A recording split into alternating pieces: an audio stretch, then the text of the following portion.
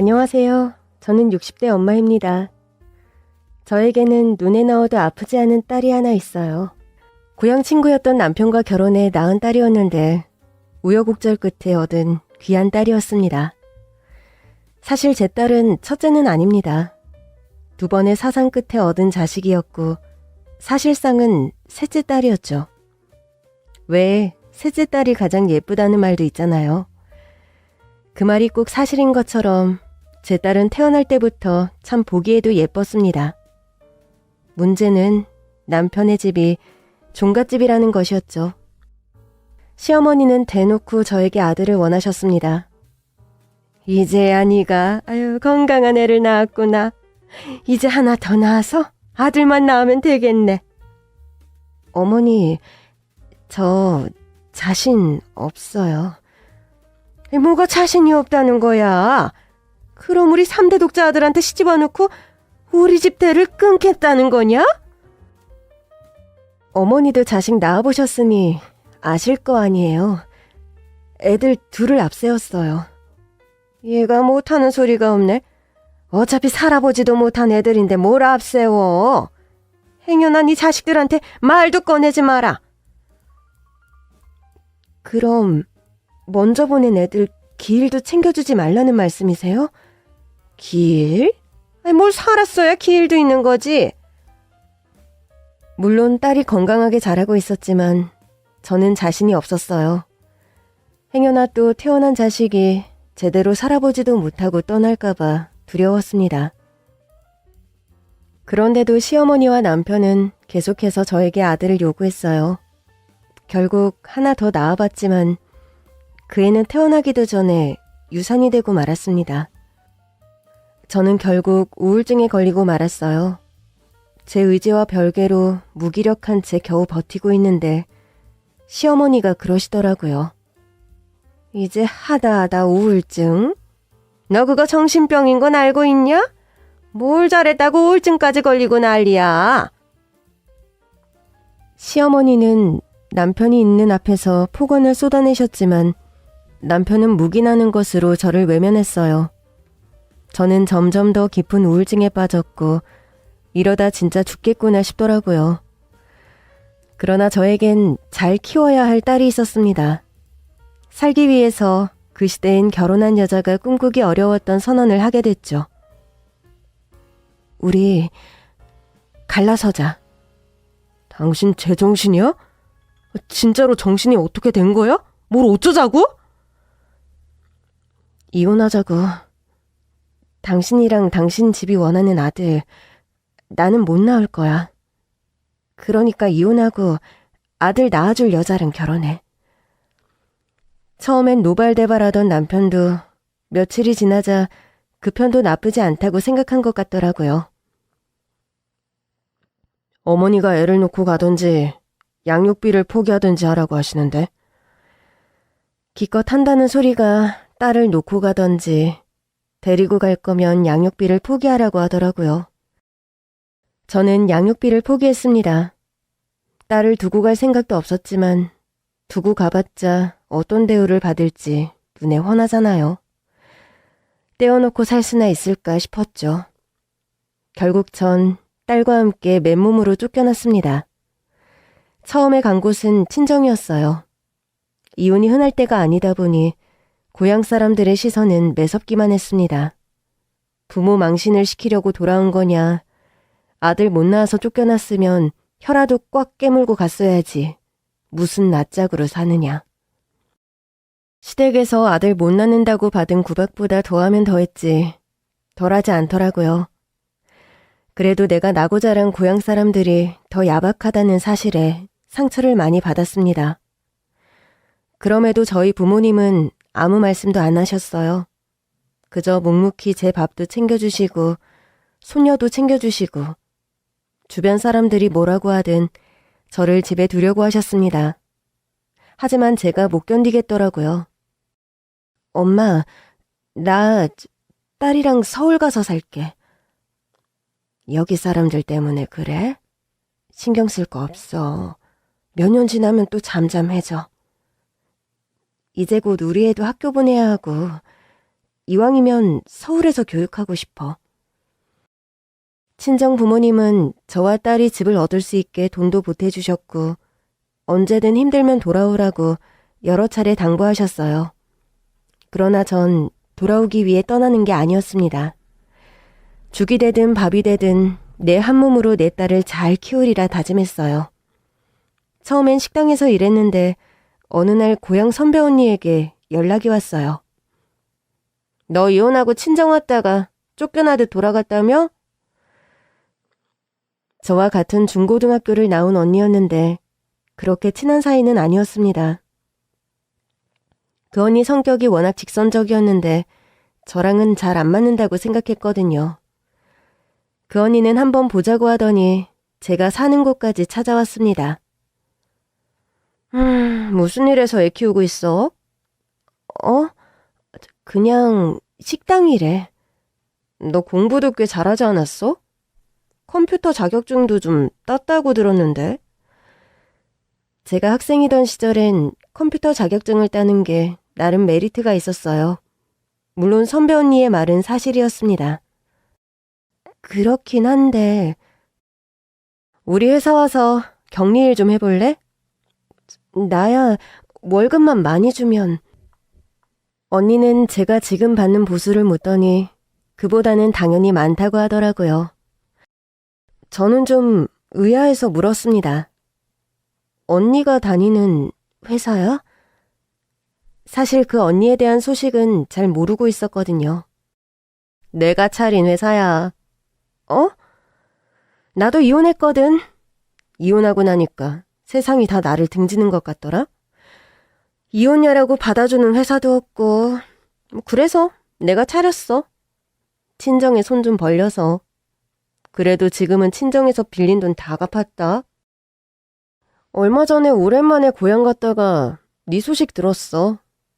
찾아갔더니 벌써 서울로 갔다길래 연락한 거야. 아, 언니도 이혼했구나. 몰랐어. 주눅 들어 살지 마. 위기가 기회도 된다는 걸 날 보면서 배워.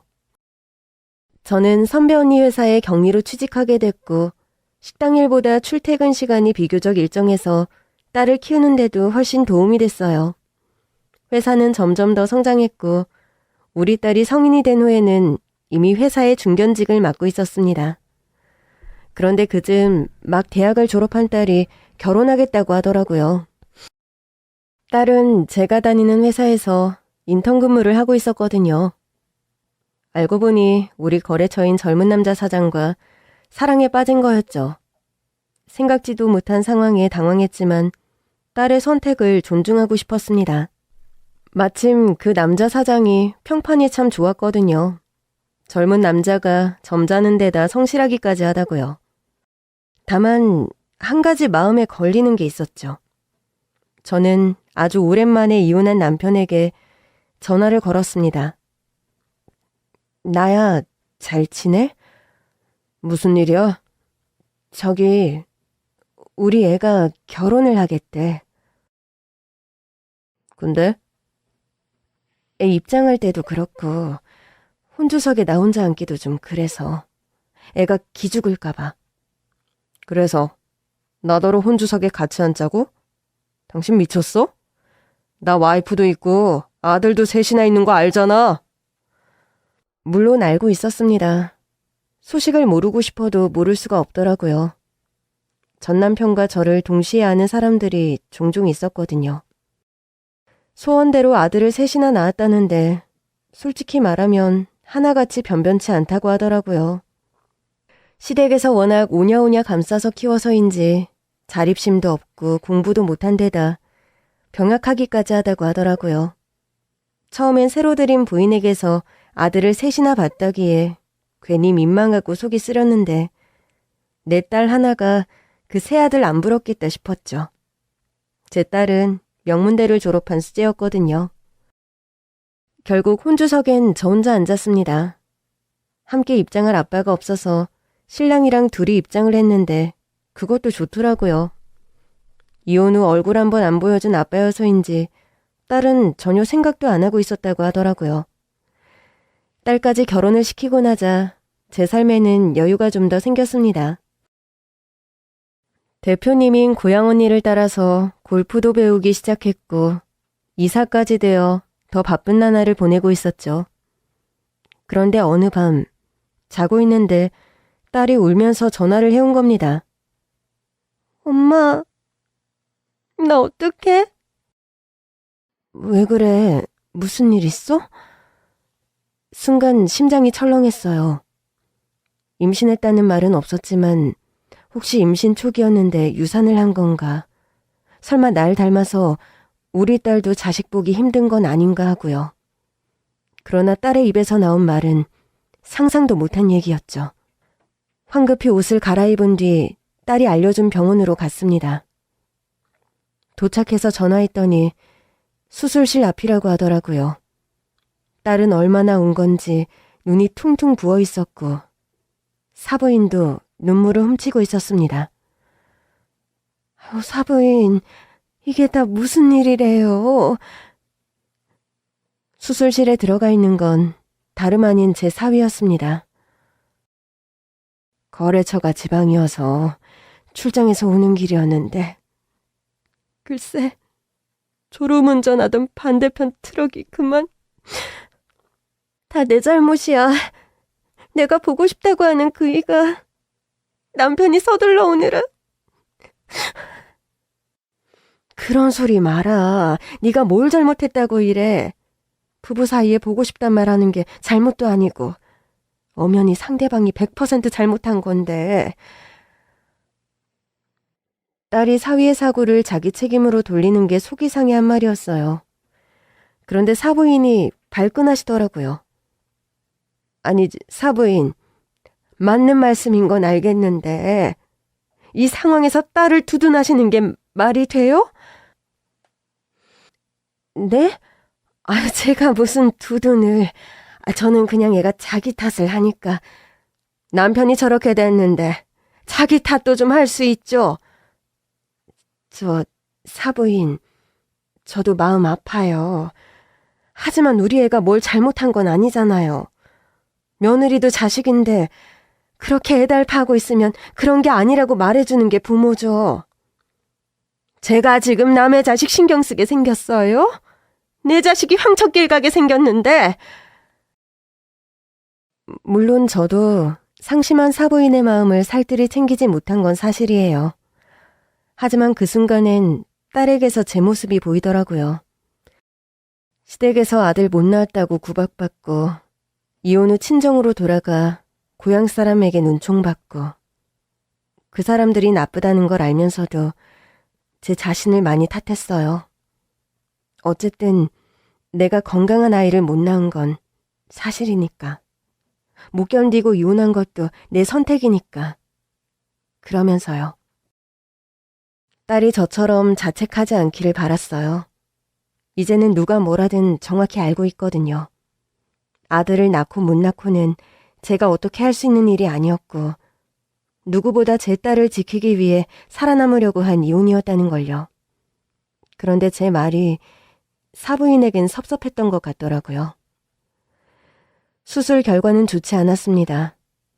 수술 자체는 잘 됐다는데 사위가 뇌사 상태에 빠진 겁니다. 그렇게 되고 보니 잘잘못을 떠나 사부인에게 미안하더라고요. 사부인, 제가 아까는 화내서 죄송해요. 제 자식 귀하면 사위도 귀한 건데 사실 제가 자책을 많이 하면서 살았거든요.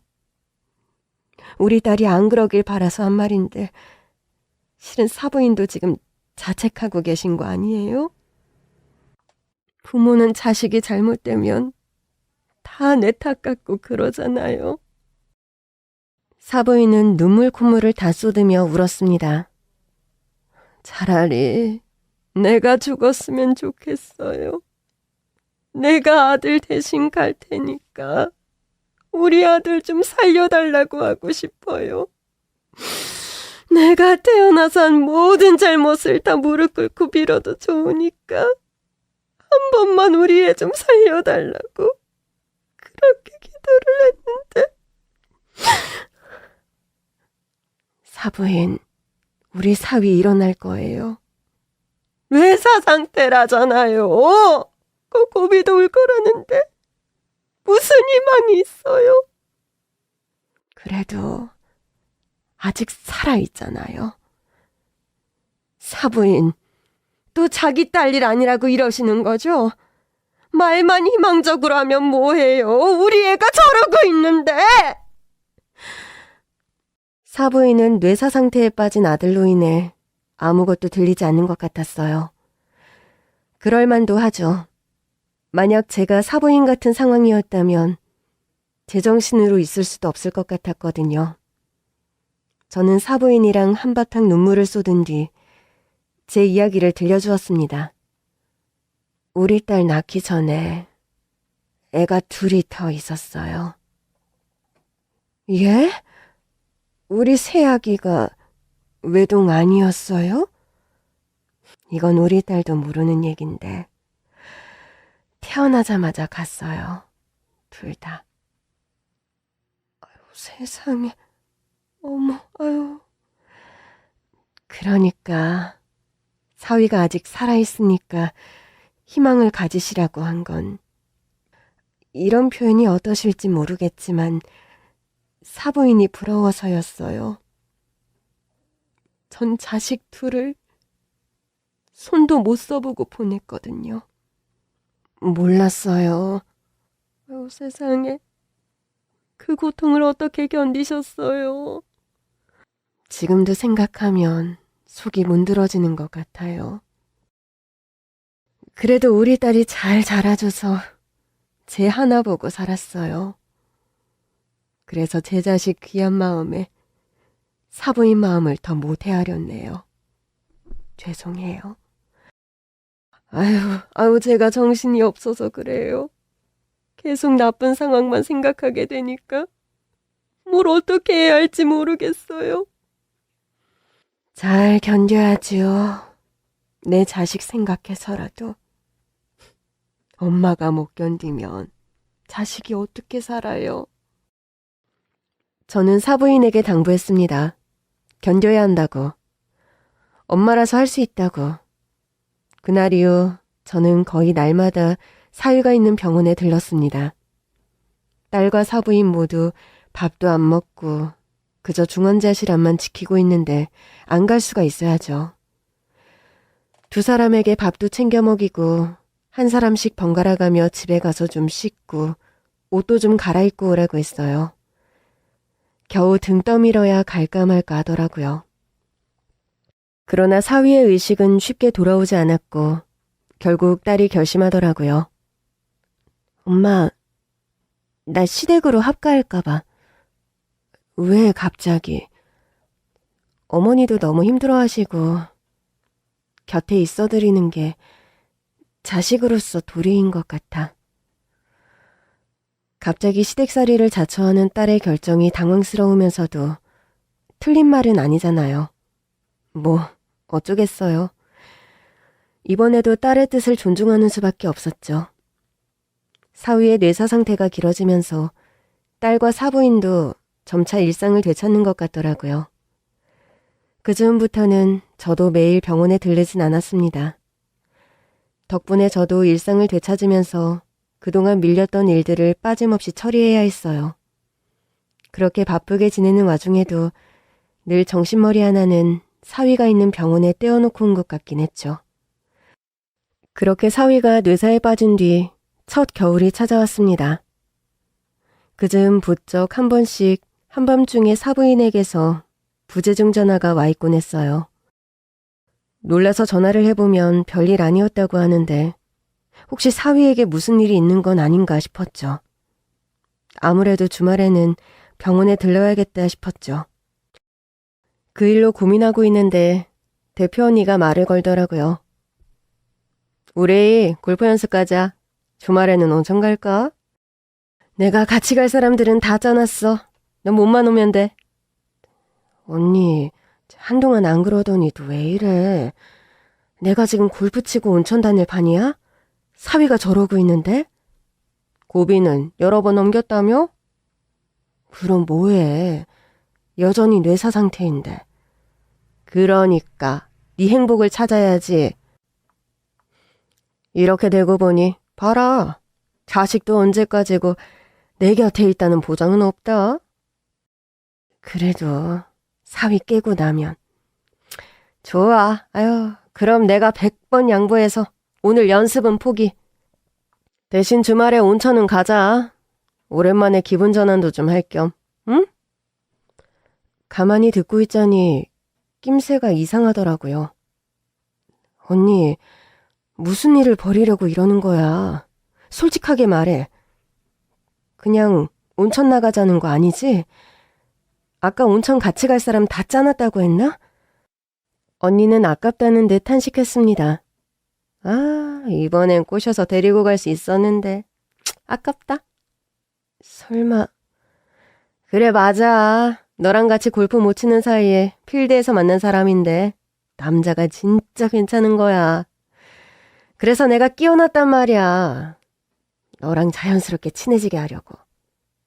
내가 못 살아. 요즘은 왜 그런 소리를 안 하나 했더니 또 시작이야? 사별한 지 5년이 넘었대. 재산도 꽤 있는 사람인데 진짜 중요한 게 있어. 뭔데? 자식이 없대? 저는 그게 뭐가 좋은 건가 싶었어요. 가뜩이나 내 자식이기도 한 사위가 생사가 왔다 갔다 하는 마당에 이 언니는 나이를 먹어도 철이 없구나 싶었죠. 물론 대표로선 배울 점이 많은 사람이었어요. 그래서 같이 일하면서 전과 다르게 꽤 친해졌고요. 언니가 하고 싶은 말이 뭐야? 자식이 없으니까 그 재산이 다 누구한테 가겠어? 하여튼 대표 언니는 심각한 상황에서도 어이없는 웃음을 짓게 하는 사람이었습니다. 제가 늘 걱정만 가득하고 사니까 어떻게 해서든 웃겨볼 심산이라는 걸 잘 알고 있었습니다. 요즘에는 자연스럽게 만나는 걸 뭐라고 하더라? 자만추? 그래, 자연스러운 만남 추구. 아유, 그건 취소하시고요. 주말에 사위 병원 가봐야 해. 그날 밤 눈이 펑펑 쏟아지더라고요. 딸이 뭘 하고 있으려나 또 남편 걱정만 하고 있을까 싶어서 전화를 걸려던 참이었습니다. 누군가 우리 집 현관문을 마구 두드리더라고요. 누구세요? 문을 열어보니 딸이더라고요. 딸은 황급히 집 안으로 들어오며 말했습니다. 엄마, 나 찾으면 없다고 해. 그러더니 제 방으로 들어가 문까지 걸어 잠그는 겁니다. 들어가는 뒷모습을 보는데 급히 점퍼 하나 걸친 채 맨발로 달려온 것 같더라고요. 신발장을 보는데 딸이 신고 온 신발은 슬리퍼였습니다. 제 시어머니와 합가해서 살던 딸인데 어째서 이 시간에 저런 몰골로 온 건가 싶었죠. 잠시 후 사부인까지 도착하면서 상황은 점입가경에 이르렀습니다. 사부인도 급히 온 건지 숨을 몰아쉬고 있었습니다. 사부인, 도대체 이게 무슨 일이에요? 우리 애가 왜 이 시간에... 사부인, 듣고 놀라지 마세요. 그러면서 사부인이 제 귓가에 대고 속삭이는데 역대급 반전 상황이 펼쳐졌습니다. 저는 일단 사부인을 소파에 앉혔어요. 그게 진짜예요? 행여나 딸이 들을까 목소리를 낮췄죠. 안 믿기실 거 알아요. 그런데 진짜예요. 제가 한밤중이면 발작하는 채를 붙잡느라 벌써 살이 5kg이 빠졌어요. 안 그래도 사위일 이후 수척해진 사람이 왜소해지기까지 했더라고요. 사부인, 구체적으로 좀 말씀해 주세요. 제가 보기엔 정신병 같아요. 저는 깜짝 놀라고 말았습니다. 제 딸이 정신병이라고요? 그 순간 오래전에 시댁에서 들었던 시어머니의 타박이 생각나더라고요. 우울증에 걸려있던 저에게 정신병이라고 하던 그 말이요. 사부인, 그래도 그렇지. 제 딸이 사부인을 힘들게 했다면 제가 사과할게요. 여기 두고 가세요. 제가 일단 돌보다가 설득해서. 사부인, 그렇게 해결될 일이 아니라니까요. 저도 오죽하면 여러 번 망설이다가 이렇게 말씀을 드리겠어요. 애가 발작하고 정신을 놓으면 힘이 장사예요. 우리 둘이 붙잡아도 안 될걸요? 조금 전 우리 집에 도착한 사부인에게 들은 말은 도저히 믿을 수 있는 게 아니었습니다. 사부인은 딸이 들을까봐 제 귀에 대고 속삭였어요. 애가 남편이 저렇게 되고 나서 많이 들었나 봐요. 아무래도 정신병 같은데 이제는 도저히 혼자서는 감당이 안 돼요. 그럼 설마 한밤중에 전화하고 그러셨던 게... 맞아요. 도저히 감당이 안 돼서 연락을 드렸는데 또 다음 날 되면 차마 입이 안 떨어지더라고요. 그래서 어떻게든 저 혼자서 온몸으로 막아보려고 했는데 이대로 두면 새아가한테 위험할 것 같아요. 저렇게 막 뛰어나가다가 사고라도 나면 어떡해요. 아들도 저러고 있는데 며느리까지 잘못되면 저 못 살아요. 저는 사부인이 한 말을 곰곰이 정리해 보았습니다. 그러니까 우리 딸이 치료가 필요하다는 거죠? 제가 뭐 의사도 아니고 일단 병원에는 데려가 보자는 거죠. 아프면 치료를 받아야죠. 새아기도 얼마나 힘들겠어요. 순간 어지러워서 눈이 핑 돌더라고요. 사부인 괜찮으세요? 제가 이럴까봐 혼자 감당하려고 했던 건데 새아기가 집을 뛰쳐나가는 바람에. 죄송해요. 가뜩이나 사위 때문에 정신도 없으실 텐데. 제가 죄송하죠. 우리 아들 때문에 저렇게 된 거예요. 애가 오죽 하루하루가 피가 말랐으면 마음에 병까지 왔겠어요. 심각한 사부인을 보며 상황은 알겠는데 솔직히 말해 믿기지 않더라고요. 애가 맨발로 급히 집에 온 것도 그렇고 혹시 사부인이 말한 것과 다른 상황인 건 아닐까 싶고 그래서 일단 사부인을 돌려보내기로 했어요. 사부인, 일단 애가 방문을 잠가서 당장 병원에는 못 데리고 갈 것 같아요. 일단 제가 진정시켜서 얘기를 해보고 다시 연락드릴게요. 사부인께서 여기 계시면 애가 영 안 나올 것 같아서요. 예, 그럼 좀 부탁드리고 갈게요. 내일은 아들 병원에도 가봐야 해서요. 제가 얘기해보고 바로 연락드릴게요. 죄송해요. 우리 딸이 남편을 잘 챙겨야 하는 건데 제 아들인데요, 뭘. 한밤중에 와서 이런 꼴을 보이고. 죄송해요. 귀한 딸을 보내주셨는데 제가 제대로 보살피질 못해서. 사부인이 돌아간 뒤 저는 조심스럽게 딸의 방문을 두드렸습니다. 딸, 사부인 갔어. 엄마랑 잠깐 얘기 좀 할까? 진짜 갔어?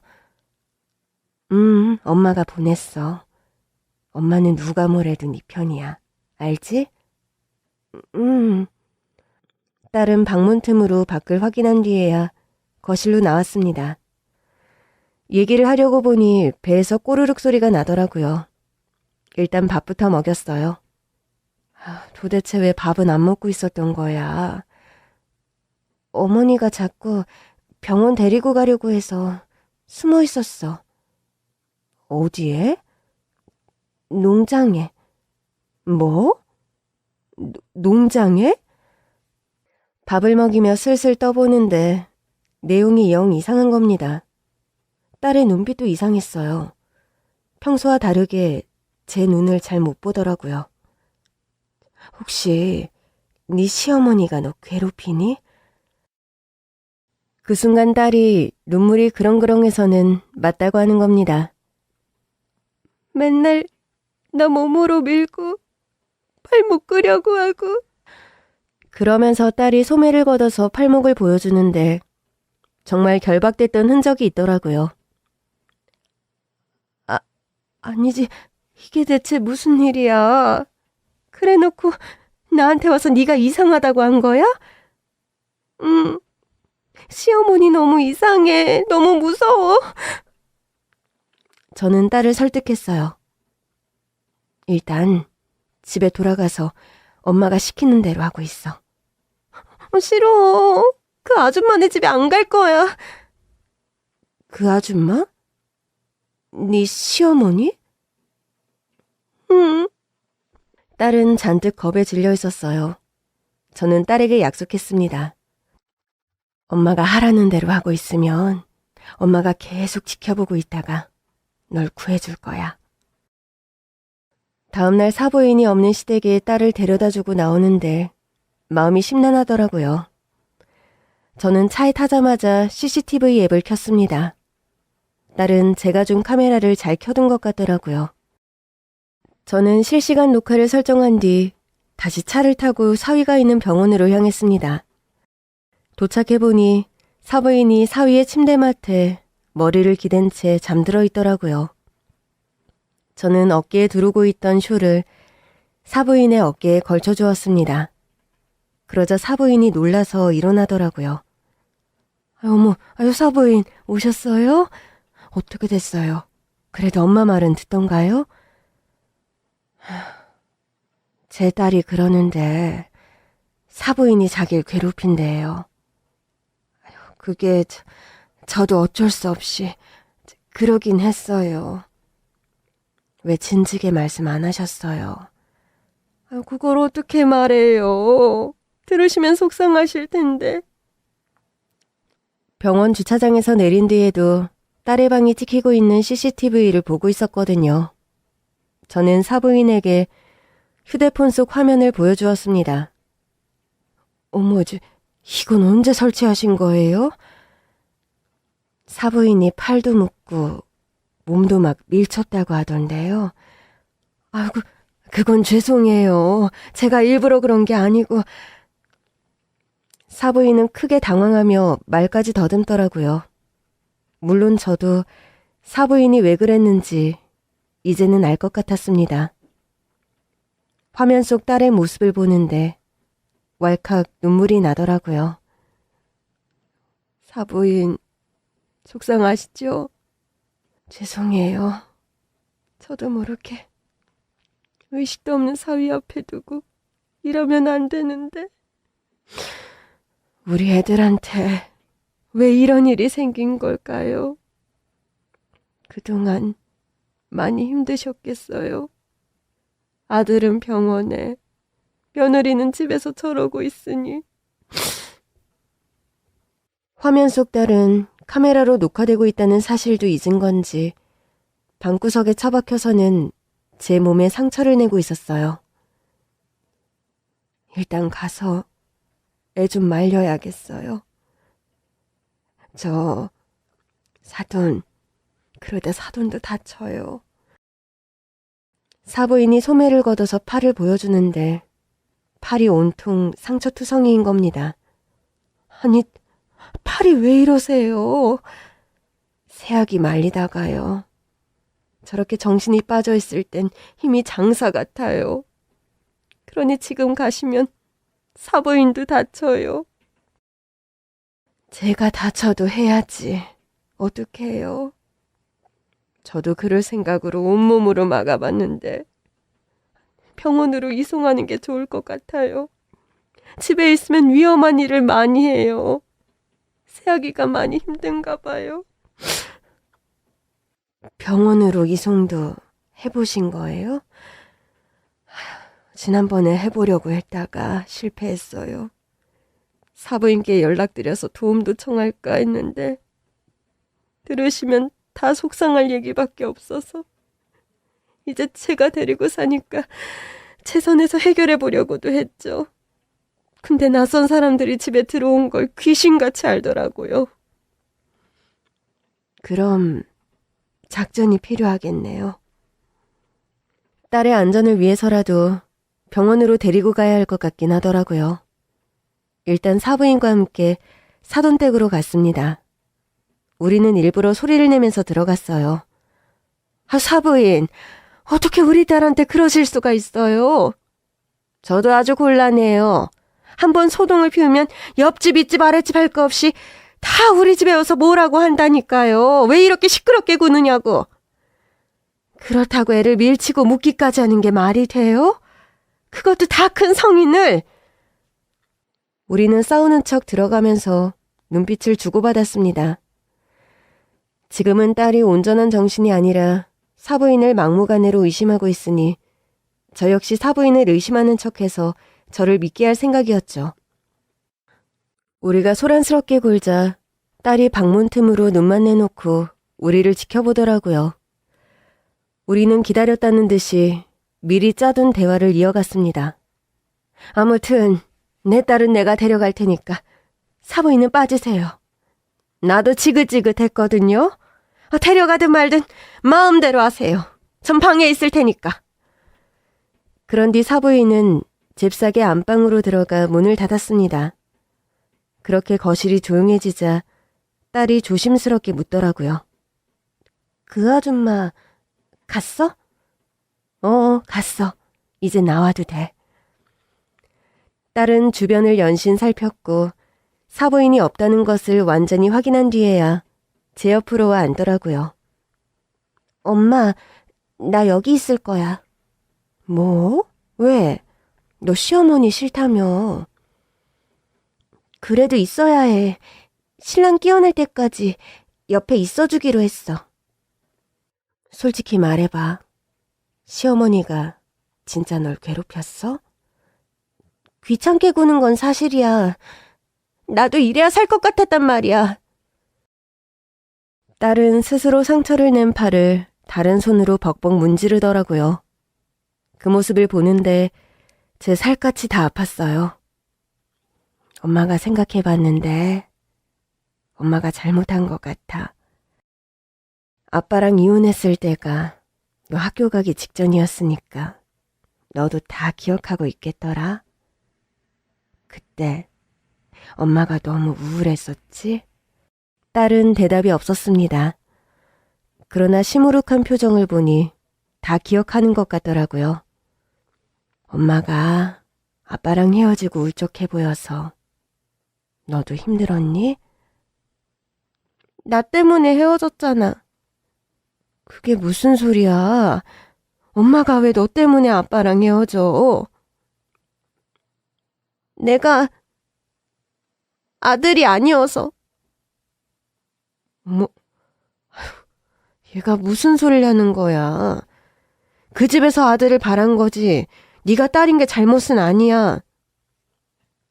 근데 왜 그렇게 울었어? 그 사람들이 잘못한 건데 왜 엄마가 울어? 그땐 좀 슬펐어.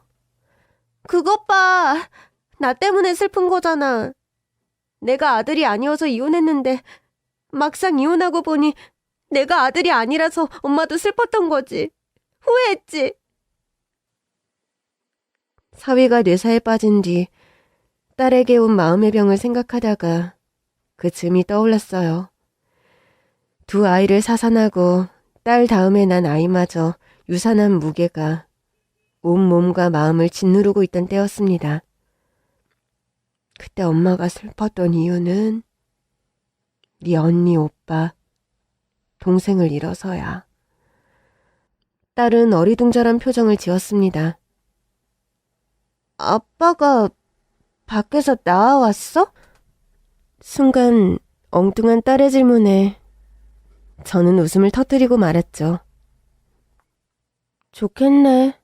아빠는 소원 풀어서. 그러나 딸의 얼굴에는 여전히 표정이 없었습니다. 그게 좋은 거면 엄마는 좋은 게 없게? 애써 좋은 척 안 해도 돼. 엄마가 아빠랑 헤어지고 엄청 슬펐던 거 아니까. 그래서 슬펐던 게 아니야. 말했잖아. 네 언니, 오빠, 동생을 잃은 슬픔이었다고.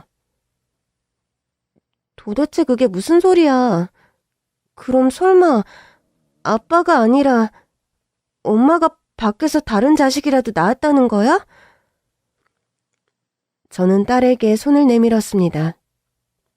우리 네 언니 오빠 보러 갈까? 딸은 어리둥절해 하더라고요. 사실 이건 예정에 있었던 건 아니었어요. 사부인도 방에서 듣고 있다가 놀랐는지 눈만 내놓은 채 저를 보고 있더라고요. 저는 안심하라는 듯 사부인에게 고개를 끄덕인 뒤 딸의 손을 잡고 사돈댁에서 나왔습니다. 제가 딸을 데리고 간 곳은 납골 땅이었어요. 그곳에 사산한 두 아이의 유골함이 있었거든요. 그 쟤마저도 어찌나 조금이던지. 그날을 생생하게 기억하고 있었습니다.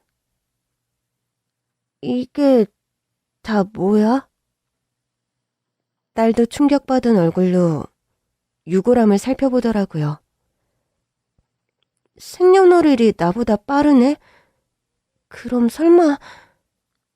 엄마, 너 언니 오빠 다 사산했어. 낳았는데 숨을 제대로 못 쉬더라고. 처음 듣는 얘기야. 너희 할머니랑 아빠가 절대 밖에서 얘기하지 말라고 난리였거든. 특히 너한테 말하지 말라고. 왜? 네가 들으면 섭섭해하거나 충격적일 수도 있다고 생각했나 봐. 딸은 어이가 없다는 듯 코웃음을 치더라고요. 엄마가 아들 못 낳는다고 쫓아낸 게 더 충격적인데? 우리 친가가 그런 집이었다니. 사실 난 정확히 기억나는 건 별로 없어. 그냥 엄마가 나 때문에 이혼하고 엄청 슬퍼했던 기억만 있었어. 진즉에 말을 해줄 걸 그랬네. 그게 뭐 어려운 거라고. 딸은 유골함을 가만히 보며 물었어요. 그럼 엄마는 이혼한 건 후회 안 해? 솔직히? 응. 처음엔 후회했어. 너 하나 데리고 서울에 와서 두 식구 살림하는 게 쉽지 않더라. 우리 처음에 살던 집 기억나? 판자촌에 있던 다 쓰러져 가던 흙집. 당연히 기억나지. 처음엔 주인이 없는 집인 줄 알고 살았는데 며칠 만에 집주인이 와서 시겁했었잖아. 맞아, 그랬어. 이제는 추억이지만 그때는 어찌나 서럽던지. 외할아버지 외할머니가 주신 돈 아끼겠다고 그러다가 아주 망신을 제대로 당했지. 그래서 난 늘 엄마한테 좋은 딸이고 싶었던 것 같아. 공부도 열심히 해서 엄마가 내가 아들이 아니어도 뿌듯해하길 바랐어. 근데 내가 아무리 공부를 잘하고 좋은 성적표를 갖다 줘도 엄마 얼굴 한쪽에는 늘 슬픔이 있었거든. 나는 그게 후회 때문인 줄 알았어. 엄마는 여전히 아빠와 이혼을 후회하는구나. 그럼 내가 믿겠다 그러면서. 엄마가 네 성적표 받을 때마다 얼마나 기뻤는데. 이제 알겠지? 엄마가 어쩔 수 없이 가슴 한편에 슬픔을 갖고 사는 이유. 그것도 모르고 오해했네.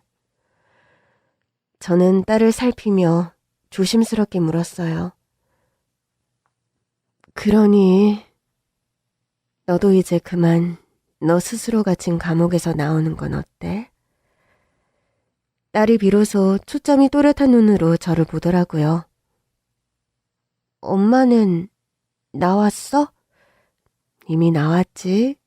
나왔으니까 살 수 있는 거야. 만약에 우리 그이 잘못되면 어떡해? 그런 일 없을 거야. 지금까지도 잘 버티고 있잖아. 약한 사람이었으면 벌써 갔겠지. 그래도 잘못되면? 그럼 엄마를 봐. 엄마 봐라. 이혼하고도 잘 살잖아. 사실상 네 아빠는 나한테 세상에 없는 사람이나 다름없거든. 군대도 사라지잖아. 우와, 그래도 그건 너무한 거 아니야? 그런가? 차마 딸의 결혼식 때 안 오겠다고 한 말까지는 못하겠더라고요.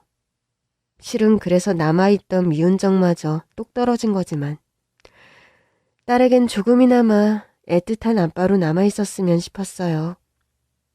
그런데 그때 딸이 그러더라고요. 사실 아빠 부인이 찾아왔었어. 저는 제 귀를 의심했습니다. 누구? 아빠 새와이프. 아들 셋 낳고 잘 사는 것도 알고 있었어. 실은 나 학교 다닐 때 할머니가 찾아왔었거든. 어디로? 학교 앞으로. 와서는 데리고 가서 밥도 사주고 용돈도 주고 갔어. 그러면서 엄마한테는 말하지 말고 자기 집으로 오라고 하더라. 오면 맛있는 것도 많이 먹을 수 있고 너랑 엄마 사는 것보다 훨씬 풍족하게 살 거라고. 이게 다 무슨 소리야. 근데 왜 이제야 말해? 네 아빠랑 재혼한 여자는 왜 찾아온 건데? 나한테 묻더라고. 혹시 몸이 건강하냐고. 그게 무슨 소리야? 나한테 자기 아들 간 좀 떼어달라던데? 뭐? 그 여자가 네 번호를 어떻게 알고? 나 고등학교 때부터 전화번호가 똑같잖아. 예전에 할머니가 와서 간식 사주고 용돈 주면서 내 번호 알아갔었거든. 그러니까 네 할머니까지 한통속이었다 이거지? 할머니도 아는지는 모르겠지만 적어도 나보단 자기 손자들이 소중하지 않겠어? 그 여자 어디서 만났어? 남편 병원에서. 내가 병원에 있다고 하니까 오겠다고 하더라고. 네가 남편 병간호하는 걸 알면서도 그런 소리를 했단 말이야? 그 여자는 오히려 내 상황을 이용하던데?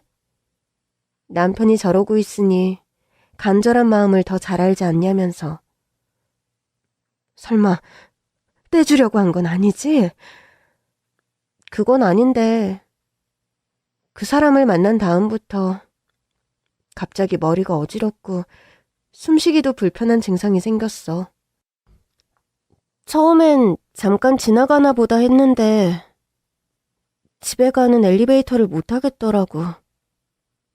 그 순간 눈 오던 밤 슬리퍼를 신은 채 우리 집에 도착했던 딸이 떠올랐습니다. 급하게 온 건지 숨을 헐떡이고 있었는데 생각해보니 우리 집도 아파트라 엘리베이터를 탔다면 숨을 헐떡일 이유가 없더라고요. 너 설마 엘리베이터도 못 타? 응. 아니, 너희 시댁도 아파트 고층에 우리 집도 그렇고 여기 병원도 계단으로만 다니기엔 너무 힘들지 않아? 그럼 어떡해. 숨이 안 쉬어지는데. 너무 속이 상해서 한숨이 다 나더라고요. 그럼 진즉에 치료를 받았어야지. 남편 깨어나고 나면 받으려고 했어. 저는 딸의 앞에 무릎을 꿇었습니다. 엄마, 왜 이래? 엄마가 미안해. 내가 널 더 챙겼어야 했어. 네 마음도 모르고 엄마를 오해한 줄도 모르고 난 널 건강하게 키운 줄만 알았어. 근데 엄마가 우울해서 너도 우울증이 있었나 보다. 그게 네 남편 일로 악화된 것 같아. 그러니 치료받자. 엄마가 옆에서 물심양면으로 도울게. 치료로 될까? 당연하지. 그러니까 엄마 믿고 저 차에 타면 어떨까? 저는 납골당 밖에 서 있는 병원차를 가리켰습니다. 딸이 놀라서 절 보더라고요. 나 가둬두려고? 아니, 입원시키려고. 저기 가두는 거지. 직원들도 와 있구만. 그래서 너 혼자 해결할 수 있어? 엄마가 도와준다며. 도울 거야. 근데 넌 지금 전문가의 도움도 필요해. 단순히 우울증의 공황장애만 있는 게 아니라. 저는 딸의 소매를 걷었죠. 이렇게 네 자신을 아프게 하고 있잖아. 다 네 잘못이라고 생각하면서. 딸은 한참이나 고민하더니 결국 병원 이송 차량에 올랐어요. 저도 옆에 같이 탔죠. 가는 길에 딸의 손을 꼭 잡고 있었습니다. 애가 자꾸 덜덜 떨더라고요. 입원 절차를 받고 집중 치료에 들어가기로 했죠. 딸이 병원에서 쉬는 사이 저는 잠시 외출을 좀 하기로 했어요. 제 차를 가지고 오랜만에 시댁 앞에 도착했습니다. 대문 안을 보니 전 남편이 보이더라고요. 저는 그를 보며 소리쳤죠. 너 나와. 저를 본 전 남편은 귀신이라도 본 듯 기함을 하더라고요. 당신이 왜 여기 미쳤어? 우리 마누라 보면 어쩌려고? 당신도 알고 있었지. 당신 마누라가 우리 딸한테 간 떼달라고 한 거. 전 남편의 얼굴엔 당황한 기색이 역력했고 그는 처음엔 아니라고 부인하다가 결국 실토하더라고요. 걔 남편도 지금 뇌사 상태라며 돈도 많이 들어갈 테니까 용돈도 줄 겸 그런 거야. 그래? 당신은 나랑 다른 나라에 사나 봐. 난 용돈은 그냥 거저주는 게 용돈인 줄 알았지. 장기 떼어달라면서 주는 돈은 용돈이 아니라 부상금 아니야? 그래서 여기까지 왔다고? 그럼 알겠네. 우리 집도 지금 쑥대밭이야. 막내 아들이 어릴 때부터 몸이 약하더니 결국 간 이식까지 받아야 하는 상황이라고. 그렇게 긴급한 상황이라기엔 대문 안으로 본 전 남편은 너무 편안해 보였어요. 슬렁슬렁 돌아다니면서 밭에 물을 주고 있었거든요. 그래서 우리 딸한테 이식 검사 좀 받아봐달라고 했다고? 그러면 어떡해? 이제라도 먹여주고 키워준 덕 좀 보려고 했어. 그게 그렇게 잘못이냐? 설마 우리 딸 앞에서도 그렇게 말했어? 그럼 못할 말은 아니잖아. 막말로 학교 들어가기 전까지 우리 집에서 먹이고 입혀서 키웠잖아.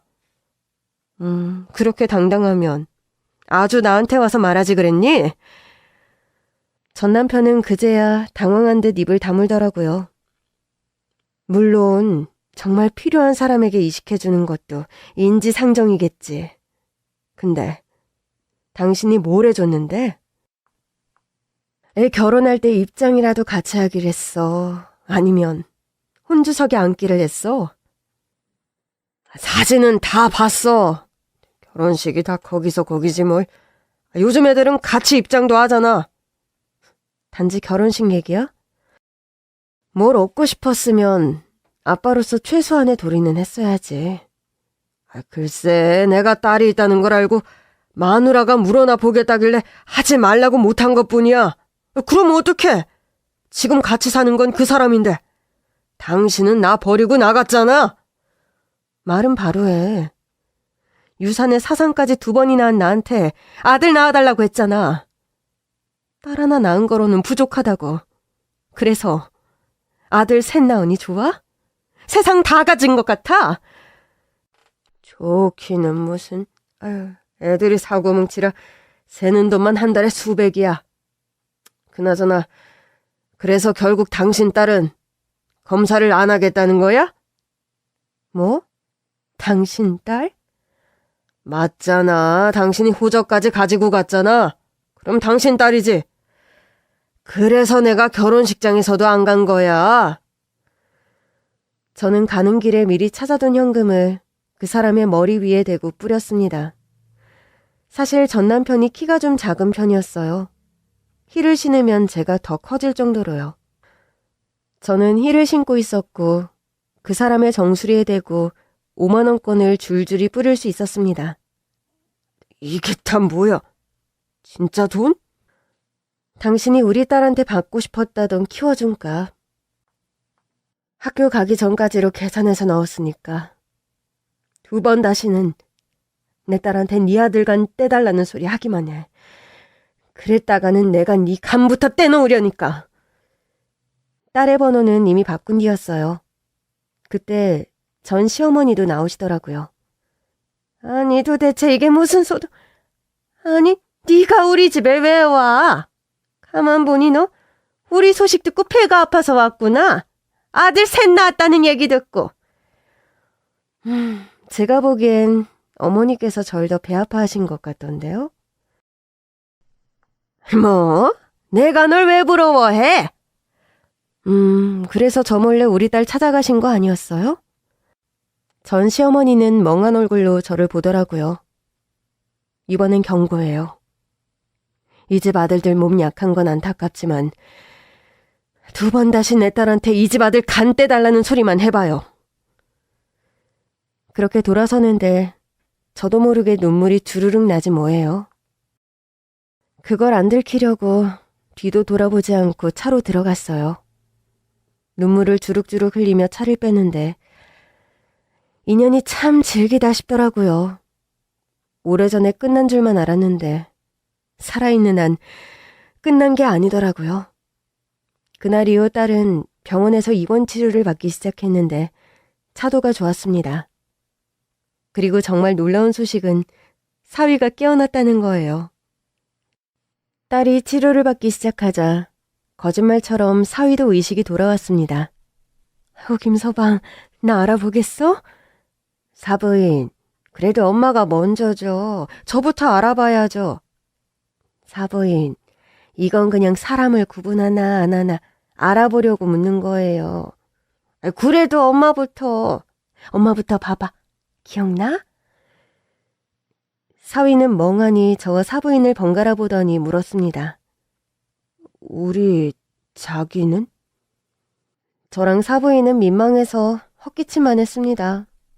결국 사위가 가장 먼저 찾은 건 제 딸이었어요. 지금 오고 있어.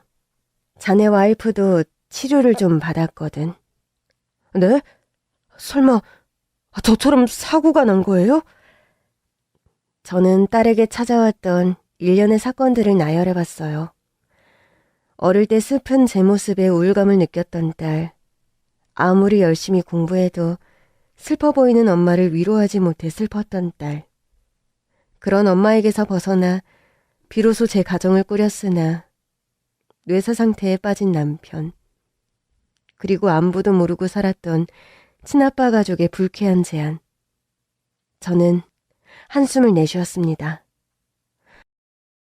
일종의 사고 같은 거지. 그때 병실 문이 열렸어요. 딸은 입원 전과는 몰라보게 달라져 있었습니다. 잘 먹은 덕에 얼굴도 뽀얘졌고 볼품없이 말라버린 몸에도 살집이 좀 붙었어요. 여보, 고마워. 자기 어디 아파? 그게... 딸은 슬쩍 저를 보더니 민망한 듯 말하더라고요. 이제 거의 다 나았어. 이제야 좀 자신이 생긴다. 다시는 내 마음이 병들지 않게 할 거야. 그냥 당신이 너무 보고 싶었고 많이 걱정했다는 뜻이야. 딸과 사위는 서로를 꼭 끌어안았습니다. 그리고 일주일 뒤 딸은 입원 치료를 마치고 퇴원했어요. 몸에 있던 상처도 많이 아물었더라고요. 퇴원하자마자 딸이 저에게 부탁했습니다. 엄마, 사실 전에도 계속 엄마한테 조언을 구하고 싶었는데 못했어. 우리 남편 사업 다시 잘 될 수 있게 도와주실 멘토분이 필요한데. 그 순간 저는 저의 고향 언니이자 우리 회사 대표님을 떠올렸죠. 그거라면 내가 도와줄게. 걱정하지 마. 고향 언니는 제 제안에 하늘을 날듯이 기뻐하더라고요. 역시 내가 성공한 사업가긴 하지. 좋아. 내가 고향 동생 사위 한번 살려준다. 그 후 1년이 지났습니다. 딸도 사위도 각자 아팠던 것을 다 회복하여 함께 사업장을 운영하고 있어요. 감사하게도 사업이 참 잘 되고 있습니다. 덕분에 저도 사부인과 행복한 나날을 보내고 있어요. 애들이 주는 넉넉한 용돈 덕에 우리는 여행도 다니고 있어요. 종종 고향 언니도 우리 여행에 끼곤 하죠. 야, 너희들이 가서 헌팅이나 제대로 하겠어? 내가 가서 이번엔 제대로 둘의 짝을 찾아주겠어. 고향 언니는 요즘도 제 짝을 찾아주지 못해 안달입니다. 이제는 사부인의 짝까지 찾아주겠다며 더우수선을 피고 있어요.